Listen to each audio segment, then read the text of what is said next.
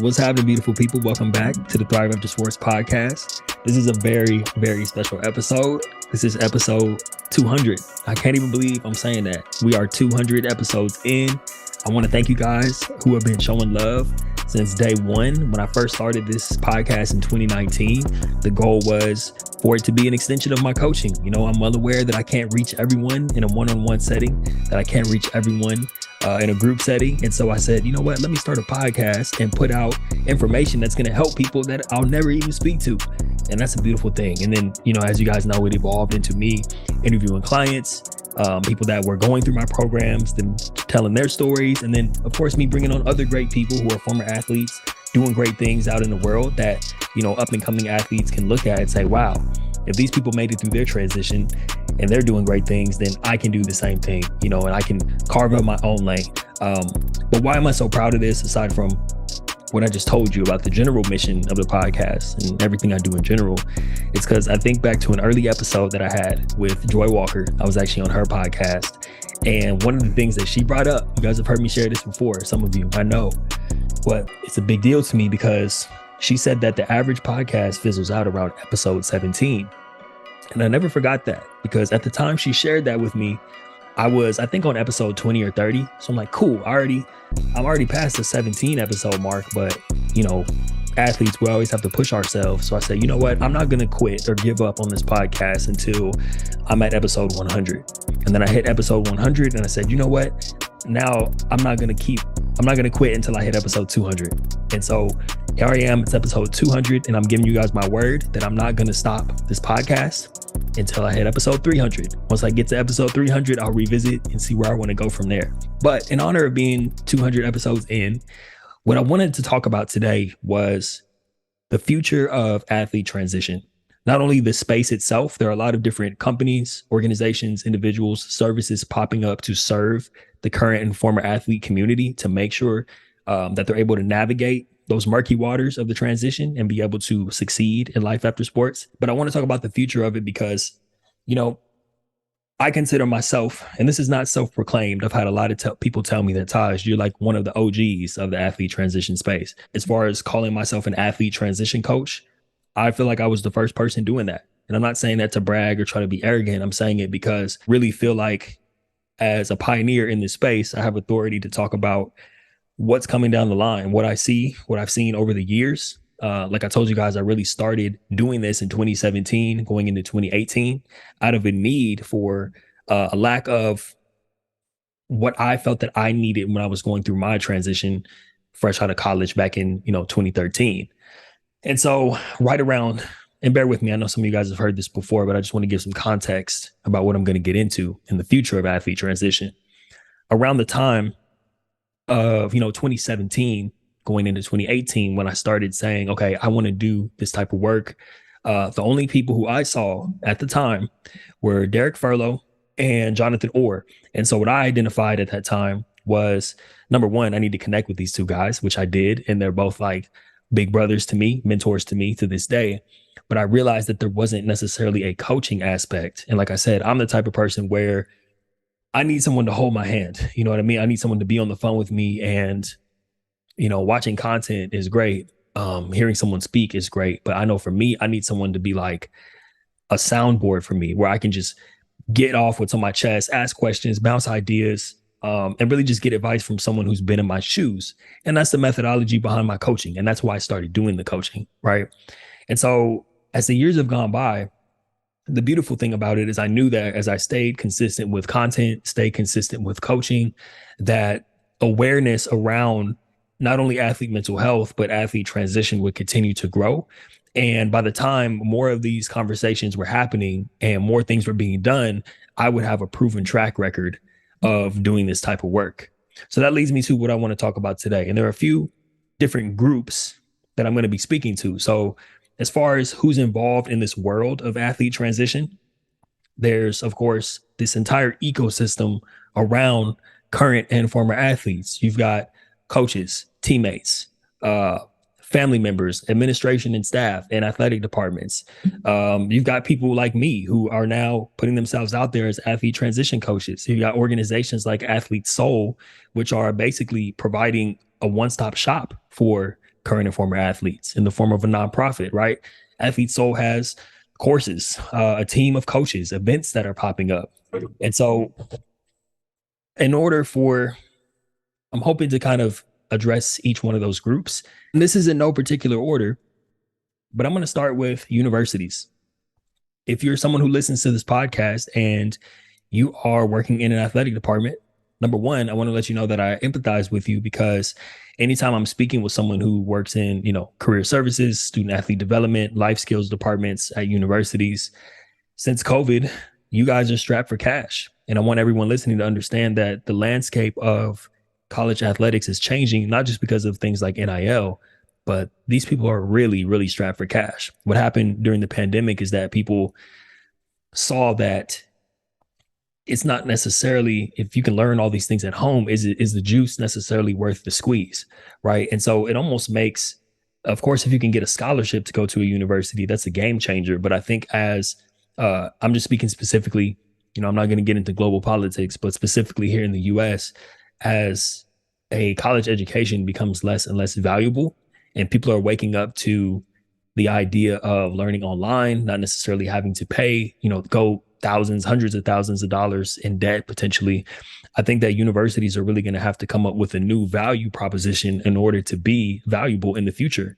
If I didn't get a scholarship, I probably wouldn't have gone to college. I know that's the case for many people. And so why do I bring this up? I bring this up because we're going to have to get creative with finding resources at universities to get in front of athletes. When I say get creative, what I mean is the old model of, and I have these conversations with people in athletic departments, at least on a weekly basis. And what I do is, instead of coming to them and saying, hey, I want you to pay me, $5,000 to come speak to your student athletes. 9 times out of 10, they don't necessarily have that type of budget, or if they do, they've allocated it to different areas. Number two, me being someone who genuinely cares about this work, I know that going in and speaking, for 30 minutes, an hour, and collecting my check and going home is not necessarily going to have the type of impact that I want to have. So there needs to be an extension of services. When I think about myself, when I think about other people who consider themselves transition coaches, when I think about Athlete Soul, when I think about athlete transition services, these are organizations that are extensions of life skills departments, right? It doesn't have to be, you don't have to feel like anyone's coming in to step on your toes. We understand that a lot of times, especially with the budget cuts, these departments are spread thin. It went from them having to teach athletes about life skills and different things like that to now they're having to cover NIL and all these things, and they're learning on the fly, and it's overwhelming. So I want it, if you're listening and you work in an athletic department, I want you to understand that what we're doing, those of us who work outside of athletics and have nonprofits and, for-profit businesses that serve athletes, I want you to understand that there's a natural partnership between us. It doesn't have to be this thing where someone's trying to come in and take over. We're looking to extend and expand upon what you're already doing, right? And so, like I was saying earlier, rather than coming in and say, hey, I'm going to use Stony Brook as an example. That's my alma mater. Rather than me going into Stony Brook, who, is a D1 program, but not a Power 5 program and does not have, a huge budget, understanding that I can come to them and say, hey, why don't we partner together?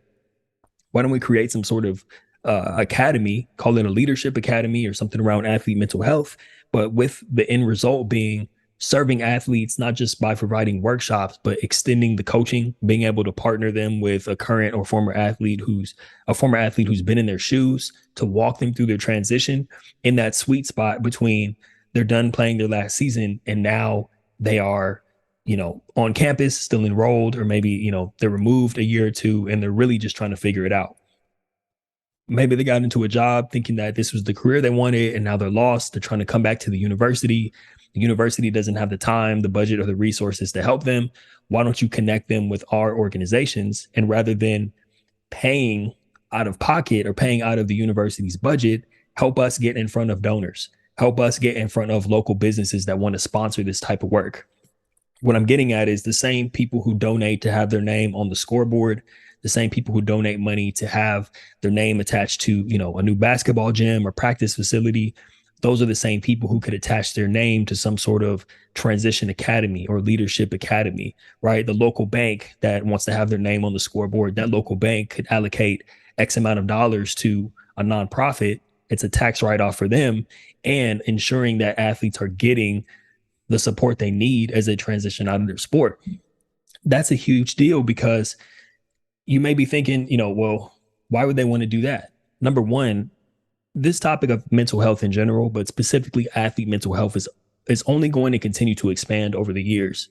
And so you want to be on the right side of history to show that you, as a donor, or your local business or your organization, was one of the early adopters in terms of putting funds and resources towards supporting athlete mental health at XYZ University. So I'm looking for wins all across the board, where athletes are getting what they need. It's a great public relations move for you to show that your university actually gives a damn about athletes after they leave. And also it's great for the company or organization or local business to show, or the donor to show, that they are helping and have their name attached to this type of work.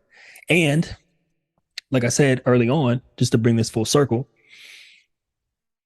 as time goes by and the university business model becomes less and less appealing, especially for people who aren't on full scholarships, you want to give your athletes another reason why they should come to your university to show that, hey, this is what we do after you leave. It's not just, we don't kick you to the curb after you're no longer valuable and, putting asses in seats for these games.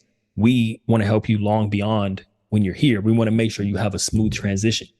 And the key is, by allocating resources, what you're doing is getting it in front of the athletes, because we know not every athlete, I know I didn't, not every athlete is going to go to the career center and try to get help. I'm glad that more and more athletes are waking up to that's something that they need to do. But the reality is, when you're enrolled at a university, you have so much going on already. You almost need someone to hold you by the hand and physically walk you over to, the career services, the life skills department, or you need someone to schedule a meeting on your calendar to say, hey, I'm going to have you meet with someone from Athlete Soul. I'm going to have you meet with someone from ThriveAfterSports or Athlete Transition Services. This is a former athlete who's been through what you've been through. I want you to meet with him, and I want you to go through what you're thinking about, what you're experiencing through your transition, what you need help with, ask them questions, get things off of your chest. And I think that's where we're heading. And I think the reason I bring up being on the right side of history is because you being in these athletic departments, rather than just saying, we did a workshop on, finance, we did a workshop on athletic identity, I think we did our part. No, it takes more than that. And so you're going to be on the right side of history by partnering with organizations like myself and Athlete Soul and Athlete Transition Services and many others that will pop up over the years. That's how you ensure that you're on the right side of history, by making those connections, making sure that you're able to create those relationships and partnerships with the university by plugging in local businesses and donors to be able to sponsor that type of work. The next group I want to talk about is parents. So if you're a parent, and I know a lot of parents do listen to this podcast, if you're a parent, connect your son or daughter with an organization that is doing transition work, and you don't have to wait until they're graduating. So if you listen to this, I've had, parents of current athletes reach out to me and speak to me, which is great. But I think, thinking bigger than just your son or daughter, right? Thinking about how can you help raise awareness around these services. And I say that because the bottom line is, it's so early, even though, I started doing this in 2018, it's still early enough to where people are not graduating from college or finishing their professional career and thinking, I need to work with an athlete transition coach, or I need to find an organization that helps with athlete transition. The awareness is not there. And there are too many athletes who just finish their sport and go out into this place of isolation, and just, they're stuck and have no idea what they're doing. They feel alone. They feel like they're the only one going through it. And that's a problem. And I think parents can really help raise that awareness by not only, if you listen to this podcast and you haven't told your son or daughter or shared it with other parents, then you're doing these athletes a disservice, because if you don't help us raise the awareness, then it's going to continue to be the situation where athletes are coming out and feeling stuck and feeling isolated. It's good that people, parents listen and they can understand what their sons or daughters are going through, because it's not always easy to share or articulate. So if you can, if you're the parent of an athlete who's coming back home from college and they feel stuck and don't know what they're doing with their life, it goes a long way if you can say, hey, listen to this podcast or reach out to this group. I think they can help you. Just knowing that someone else is in your corner goes a long way. Now I want to talk about coaches. What can coaches do to be on the right side of history when it comes to athlete transition? No matter what level you're at, I know it's a tough sell to be like, hey, you got to make sure you're developing well-rounded individuals because coaches get paid, to win games. And that's already enough versus like now I have to not only try to win games, but also help this team prepare for life after sports. And also like, all the players that graduate every year, now I have to try to be responsible for helping them after they're no longer on my team. I don't think that that's realistic. But what I do think is realistic, and I'm talking specifically about the university level, is for you to actively pass off your players to these life skills departments, to bring in more speakers to talk about life after the game, specifically for your upperclassmen, your juniors and seniors. And it doesn't take much to be like, hey, for all the seniors who are graduating this year, I want to set you up with this group, with this company. I want to, give you the phone number of, or I want to have you get on the calendar, or I want to set you up with this meeting where we can have this group come in and talk to the juniors and seniors, right?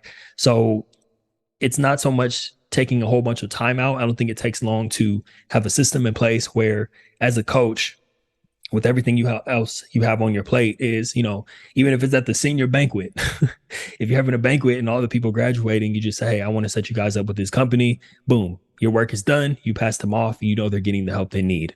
Now, former athletes, this is the group I want to talk to, specifically those of you who I've worked with or have gone through, some programming at Athlete Soul. Help spread the word. Anytime I finish working with an athlete, I ask them, hey, is there anybody who was a teammate of yours, anyone who you grew up with, who that could use services like these to help them through the transition?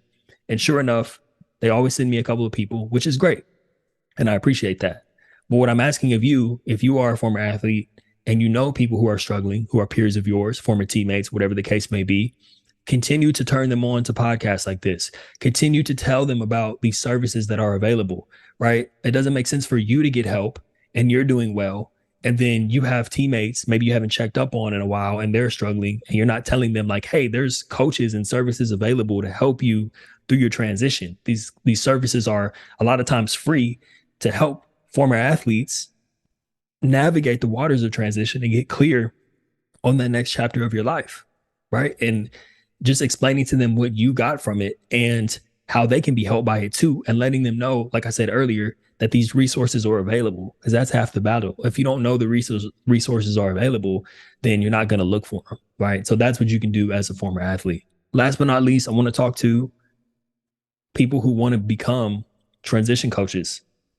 I'm actually in the process of working on an academy for people who want to work with athletes and training them on some of my methods. How do I get clients? How do I get paid? How do I create a curriculum that's actually going to have an impact, right? Being that this is a new industry and people aren't exactly like reaching out, searching for transition coaches, how do I put myself in position to let former athletes know that I'm available to them? Once I'm coaching them, how do I go about it? How do I deal with certain things that pop up on calls that may be difficult to navigate if you're not prepared for them, right? So these are things I'm working on. But my point is, if you are someone who wants to work with athletes, I want to let you know, because it's very early, you are playing the long game. And I knew that going in. I spent a lot of years not making any type of money from this work and found other ways to monetize.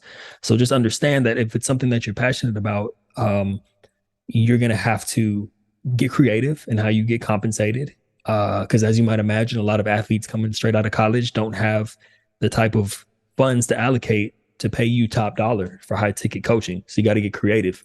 And, one thing I've been thinking about a lot lately is that another reason why this is the long game is because I don't think it's out of the realm of possibility for companies like Nike or Under Armour to start sponsoring transition work. So if you have a body of work to show, you can show, I've worked with this many athletes. These are their testimonials. This is my approach. This is my curriculum. That helps you be able to access some of those funds. I really do envision this, right? This is probably my biggest prediction of the future of athlete transition that I've shared so far on this podcast. I really do envision a day whether this is 10, 15, 20 years down the line, where Nike, Under Armour, different companies like that will have transition coaches. And who do you think they're going to be looking to hire first? Who do you think they're going to be looking to sponsor first? It's the people who have been at it, the people who have a track record. And like I said earlier, their mental health and athlete transition is really just beginning. We're very early. To give a sports analogy, we haven't even come out of the locker room yet. We're still getting taped up. This conversation is super early. And as it continues to grow and expand, these companies will want to show, once again, coming back to being on the right side of history, these companies will want to show that they've allocated funds towards athlete mental health, towards being more than an athlete, and all these different campaigns that are going on. People are going to have to start putting their money where their mouth is to show that they really care about it. And they're not just using a hashtag and raising awareness. They're actually putting people and resources into place, boots on the ground, so to speak, to help with this type of work. So I say that to say, keep that in mind if you're someone who wants to work with athletes. And also, don't be a lone wolf. That was a mistake I made early, probably the first 2 years of my coaching. It was all about me. It was all about Thrive After Sports and, trying to grow that, not understanding that at the time, I'm in a great place now, collaborating with others, creating different projects where we can all come together. Let's get together and share our ideas. The problem is so big. There's so many athletes worldwide. Think about how many former athletes there are, you know, uh, whether that's they graduated last year or they graduated 10 years ago. I don't know, I'm millions. I don't have statistics in front of me, but my point is, it's going to take a village. And so it's going to take all of us coming together to be able to come up with creative ideas and collaborating to where everyone can put food on the table, get compensated for doing this type of work, but also everyone brings different strengths to the table, right? And so there are things in my business that I'm not good at or things that I haven't thought of yet. And anytime I collaborate with someone else, I think of Sarah. If you're listening to this, shout out to Dr. Sarah Lepe from Rebranded Athlete. Anytime I have a conversation with Sarah, something new pops up. Anytime I have a conversation with Miriam Glass from Athlete Soul, something new pops up, a new way to serve, a new way we can collaborate. Anytime I talk to Coach Q, Quentin Williams, right? I can go on. The list goes on and on. But anytime I have a conversation with someone who serves the athlete community, specifically the former athlete community, it doesn't have to be competition. We're not taking clients away from each other. We're not taking food out of each other's mouths by saying, hey, how can we team up together and create opportunities that will ultimately not only help us grow and expand our brands and what we're doing, but serve athletes on a greater scale. And so we have to be creative in that way. It's collaboration over competition. We're not competing with each other. If you think about getting Nike or Under Armour as a sponsor for some sort of, transition academy or group coaching, or, to sponsor like an event centered around athlete transition, it's a lot easier for, 10 of us who all do this type of work to come together and be able to advocate and try to make, use our networks, use our contacts, use our resources to be able to make a deal like that happen, than if it's just me. It's just Taj from Thrive After Sports trying to reach out to somebody at Nike to make something happen, or trying to get a local, bank to sponsor that work through a university, versus if 10 of us come together, as a unit, and now we have this robust suite of services that we all do and all the different strengths we bring to the table. That's a much different conversation when we're unified versus, no, I'm trying to build my thing. There's no way that you can build something big by yourself that's going to impact athletes all around the world, at least not to the degree that I think we all deep down want to impact those athletes. So that's my call. And I finished intentionally, with that call to action for anybody who listens, who, serves the athlete community. Like, if you listen to this and you want to help athletes in transition, or already helping athletes in transition, and maybe you've been listening to this podcast, like scoping me out as competition, like, how can I beat Taj? How can I, get more clients than Taj? I'm here to tell you that thinking is flawed. And maybe you can reach out to me and let me know how we can collaborate and work together to really address this issue, because it's going to help us both grow. Like I said earlier, collaboration over competition. So that's my call. I think we all need to come together.